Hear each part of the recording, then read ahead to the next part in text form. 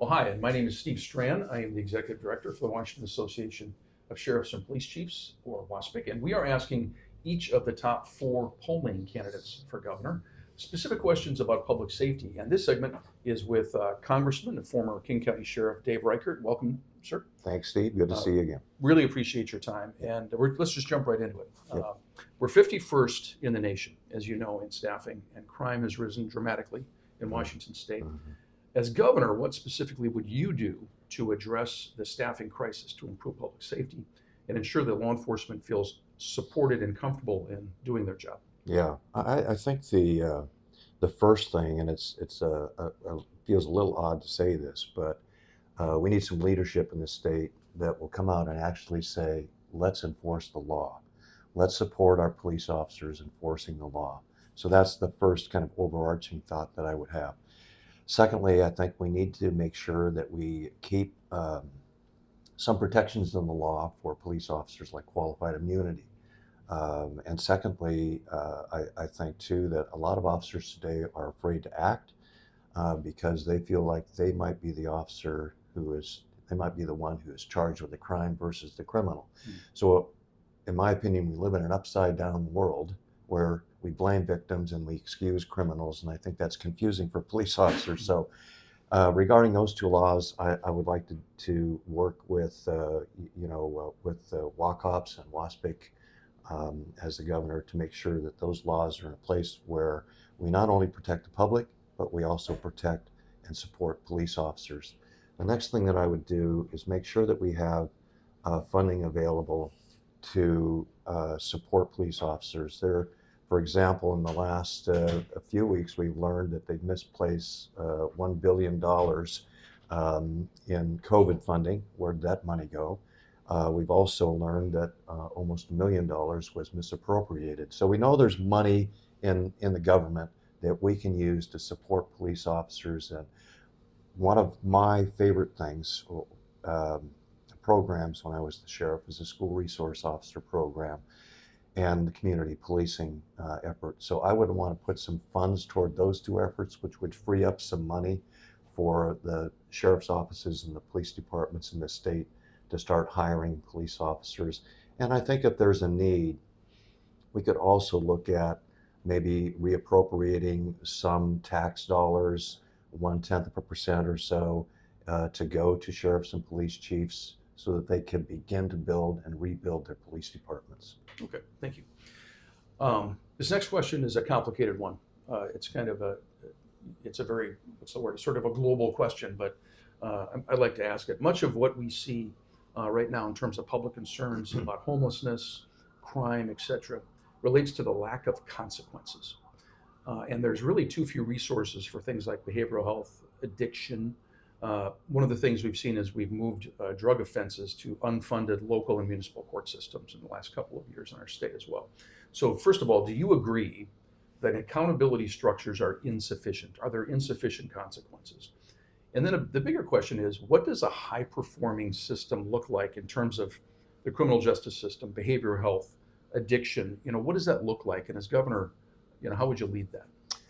Yes, I do agree that there is a lack of consequences, a lack of responsibility, and I think that's led to more and more crime. And I think connect it back to the first question, where we're 51st in the state as far as the number of officers patrolling our communities. So we have fewer officers and higher crimes. The system is broken. The entire system is broken. So I would look at, first of all, we're releasing prisoners from prison.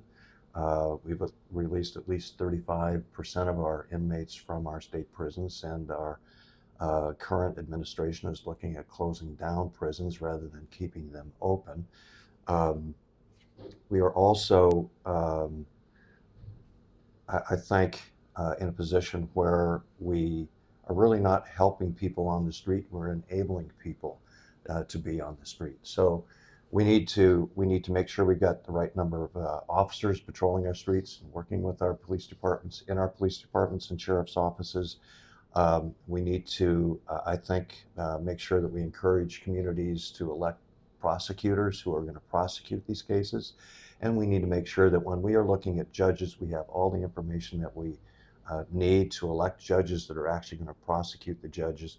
We need to be able to have the opportunity to put reoffending criminals in jail. They need to know that when they do the crime, they got to do the time. But we also have to have social services connected with that. And the way that I've always looked at it is there's this three-legged stool within the criminal justice system. And I know this is nothing new to you and not new to the folks that will be watching this video in law enforcement. But it really starts with education, which to me is that school resource officers, citizen academies, that kind of thing.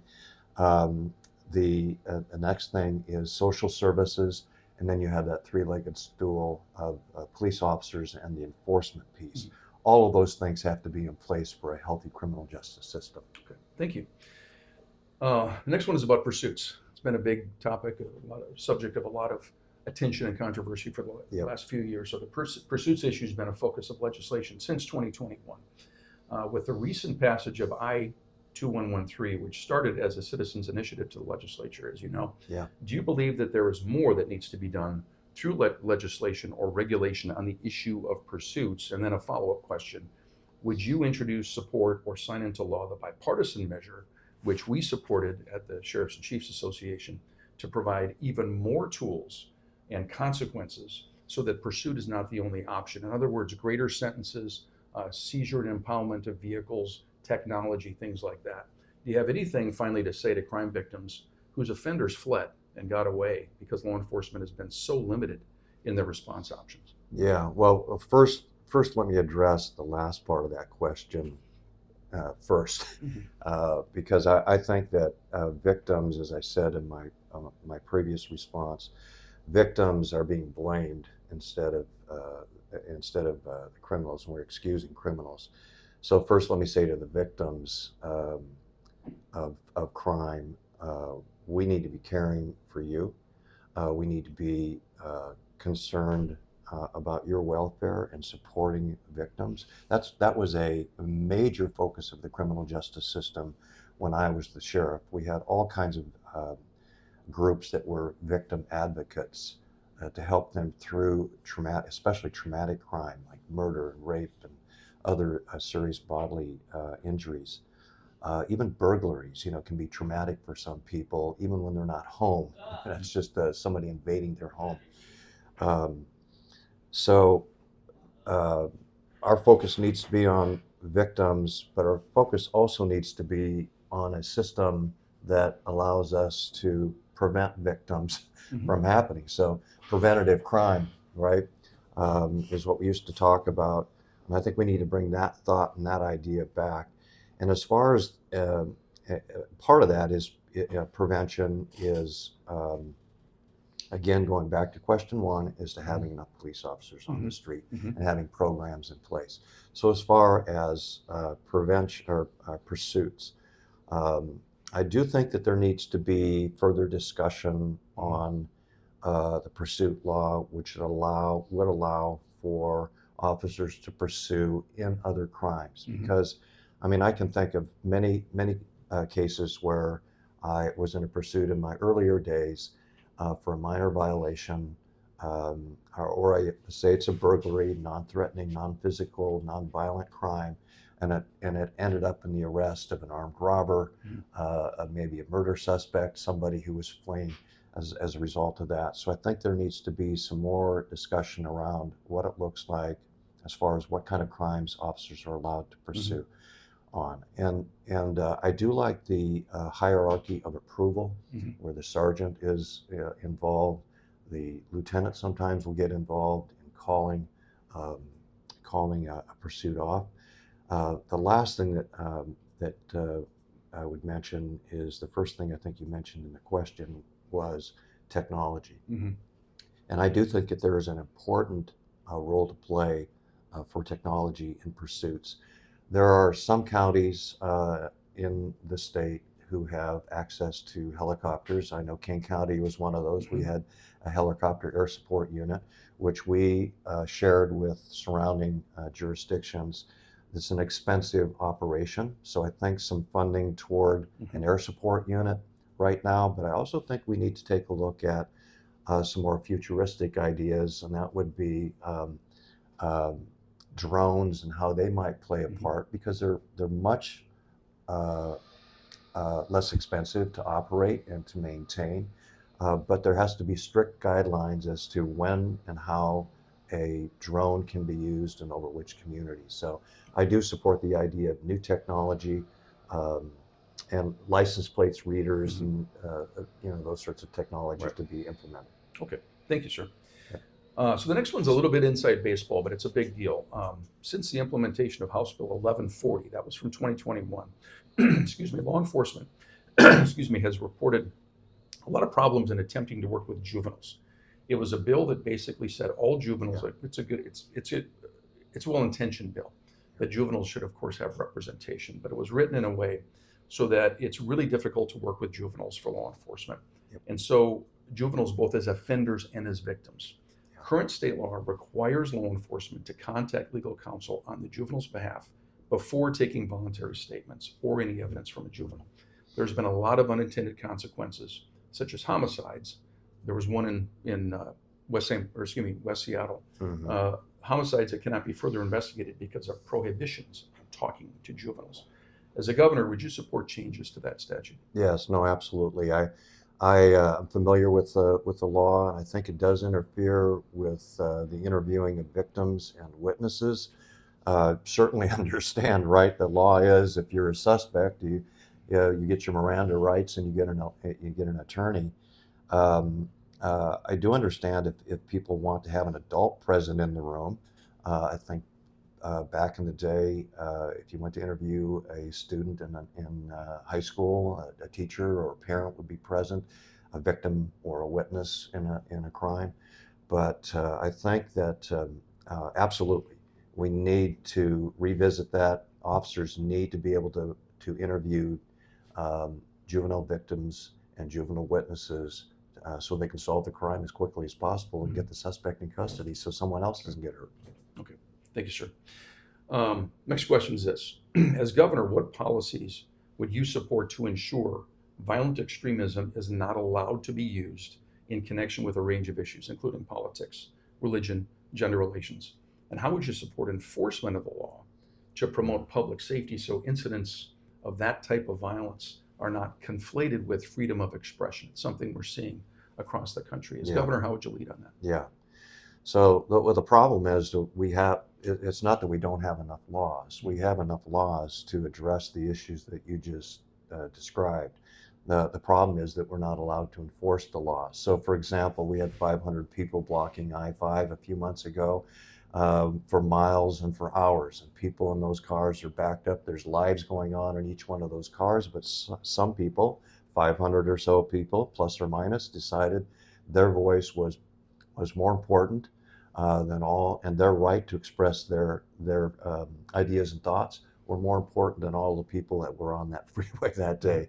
I disagree with that. I think that you have the right to freedom of speech, but that does not give you the right to tromp on the rights of other people. And so those laws are in place. And again, to go back to one of my first comments, and that is let's enforce the laws that we have. Let's allow our police officers to enforce those laws. So let's say that we have a problem on one of the university campuses.